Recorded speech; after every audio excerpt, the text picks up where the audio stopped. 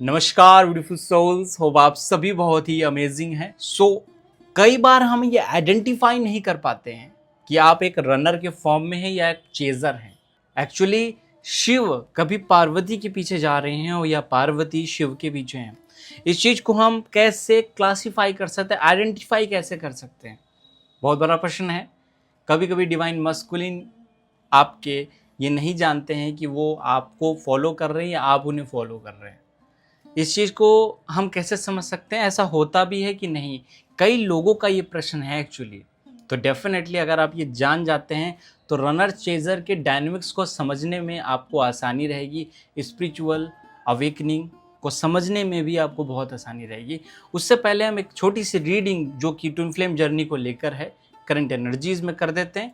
ये वीडियो को शुरू करते हैं। अगर आप चैनल पर नए हैं, पहली बार मुझे देख रहे हैं, चैनल को सब्सक्राइब के साथ बेल आइकन अवश्य ही क्लिक कर लें। दोस्तों, शिव शक्ति के संवाद में या हम देखें कि शिव पार्वती के पीछे हैं या पार्वती शिव को फॉलो कर रही हैं, क्योंकि कई बार वे सजेस्ट करती हैं और कई बार वे सलाह मांगती हैं कि वो मार्गदर्शन मांगती हैं भगवान शिव से। इसको आप शिव पुराण से भी पढ़ सकते हैं, इस पूरी वाक्य को। लेकिन एक प्रश्न आया था मेरे पास जो प्रिया ने पूछा था। प्रिया ये पूछ रही हैं कि ट्विन फ्लेम जर्नी में मेरे डीएम जो हैं पहले चेजर थे, उसके बाद वो मुझ पर ध्यान नहीं देते हैं, अब मैं उनको फॉलो करती हूँ, मैं चेजर हूँ। क्या ऐसा पॉसिबल है कि ट्विन फ्लेम्स डीएम और डीएफ आपस में अपने रोल्स बदल लेते हैं? ऐसा होता है कि नहीं, उसको जानने से पहले एक छोटी सी रीडिंग कर लेता हूँ जो ट्विन फ्लेम गाइडेंस को लेकर है, आपकी मैरिड लाइफ को गाइडेंस को लेकर है। जल्दी से रीडिंग कर लेते हैं। देखिए, रनर चेजर की डायनेमिक्स बहुत ही ज़्यादा कॉम्प्लिकेटेड होती हैं। अभी मैं आप लोगों से डिस्कस करूँगा। इसको समझ के आप एक बहुत अच्छे कंक्लूजन पे पहुंच सकते हैं, अपने रिलेशनशिप को हील कर सकते हैं। कुछ कार्ड्स मैंने पिक कर लिए हैं, एक कार्ड्स और आ जाए फिर मैं आप पे डिस्कस करता हूं। जो ट्विन फ्लेम की जर्नी में जो पहला बेसिकली रिलेशन होता है वो बहुत डीप होता है, आप उनसे इमोशनली कनेक्टेड रहते हैं।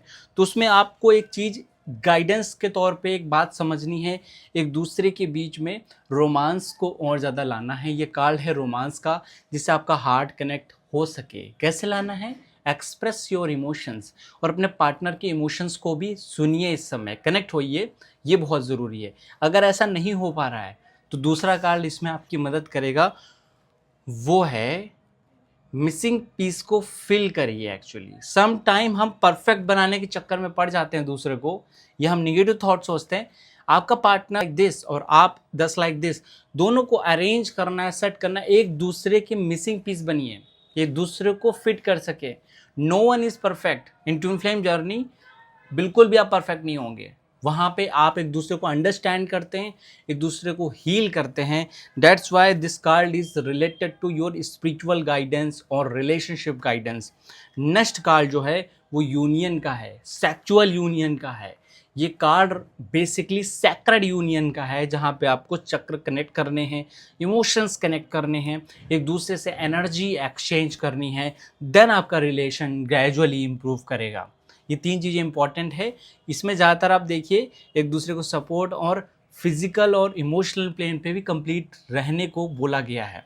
तो बैक टू द टॉपिक, आज हमारा टॉपिक बहुत इंपॉर्टेंट है, जिसमें अगर आप डीएम को जानना चाहते हैं वो किस रूप में हैं आपके जीवन में, वो डिवाइन मस्कुलिन जो आपके जीवन में हैं या नहीं हैं, वो रनर हैं या चेजर हैं।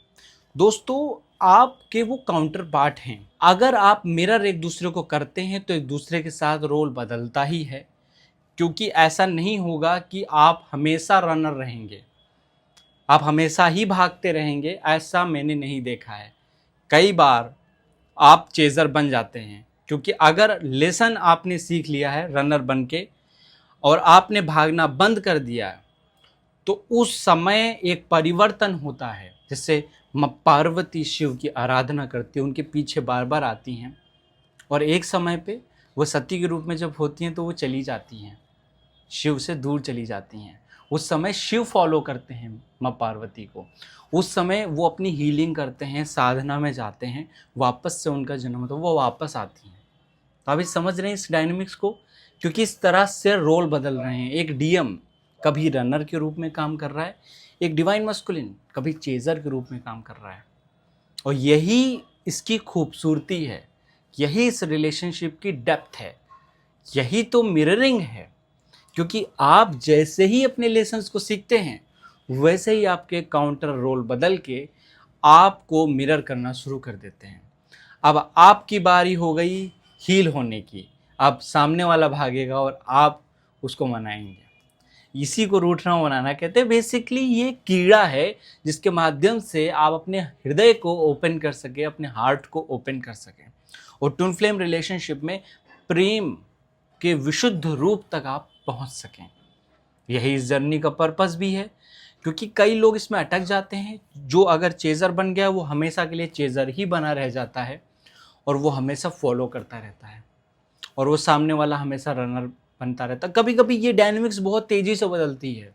एक ही जीवन में बार बार चेंजेस आते हैं, लेकिन सम टाइम एक जीवन में उतनी अच्छी अंडरस्टैंडिंग नहीं होती है, बाहरी परिस्थिति उतनी परफेक्ट नहीं होती है, तो उस केस में उतने ज़्यादा जेन्युइन तरीके से एक दूसरे को मिररिंग नहीं कर पाते। दैट्स वाई हारमोनियस रिलेशनशिप नहीं इस्टेब्लिश हो पाता है। दोस्तों, इस चीज़ को हील करना है तो ईगोलेसनेस की स्टेज में आना ही पड़ेगा। स्पिरिचुअल बैलेंस ज़रूरी है। तो दोस्तों, नेक्स्ट वीडियो में मिलते हैं। उम्मीद है आपको आंसर मिल गया हो। कोई भी चीज़ में परफेक्ट नहीं है, क्योंकि every case is different due to your karma, cause and effect. इस वजह से चीज़ें चेंज रहती हैं। हर पर्टिकुलर की लाइफ अलग होती है, उसका हॉरोस्कोप, उसकी एनर्जीज अलग होती हैं, उसके कर्म अलग होते हैं। दोस्तों, इससे आप निकले, ध्यान करें, क्योंकि यही एक माध्यम है जो अपने रोल को परफेक्टली प्ले कर सकते हैं। मिलते हैं नेक्स्ट वीडियो में। अपना ख्याल रखिए, ध्यान रखिए, यूं ही मुस्कुराते रहिए। Thank you so much. God bless you all.